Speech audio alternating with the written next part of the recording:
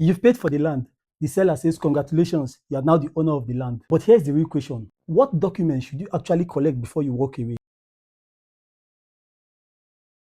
Many people spend millions buying land in Abuja and then end up walking away with only a receipt. And later they get to discover that they don't have any legal document proving ownership of that land. In this video, I'm going to walk you through the essential documents you must collect after you buy a land in Abuja. One of the biggest misconceptions in real estate is that once you have made payment, the transaction is complete. But no, it is not. Payment is only one part of the process.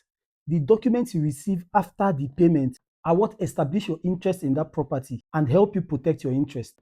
Depending on whether you are buying directly from the government, a real estate company, or an individual, the documents you collect may differ. However, there are key documents that every buyer should understand. Let's go through them one by one. The first document you should receive is your official payment receipt. This is a proof that money has changed hands. Your receipt should clearly state your full name, the amount you paid, the date of payment, the purpose of the payment, the plot number or property description, the name of the seller or the company, and official signature or authorization where applicable. Never you rely solely on bank transfers. Your transfer shows that you sent money. Your receipt shows why you sent it.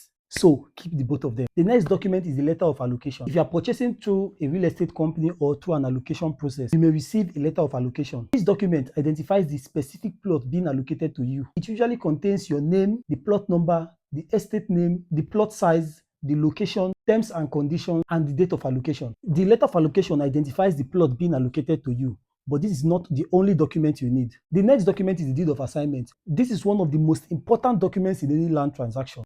A deed of assignment is a legal document which transfers the seller's interest in that property to the buyer. It records who is selling, who is buying, the property description, the agreed consideration, and the rights being transferred. Without a properly executed deed of assignment, proving how ownership moved from one party to another can become very difficult. If you are buying from a private owner, this document is very, very important.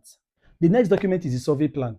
Every buyer should have a survey plan for the land they have bought. The survey plan tells you the exact location of that land, the coordinates, the dimensions, the beacon numbers, and the land boundaries. Always compare the survey with the actual land before taking possession. If possible, get an independent surveyor to come and confirm that the details of the survey matches the land on ground. The next document you will need is a copy of the title document of that land. Depending on the property, this may include documents such as the certificate of occupancy, RFO, letter of allocation from the relevant authority, or whatever the title deed is of that land. The title document shows the legal basis upon which that land is held. If you are buying from an existing owner, ensure you receive copies of these documents and also confirm that the seller has the legal rights to sell.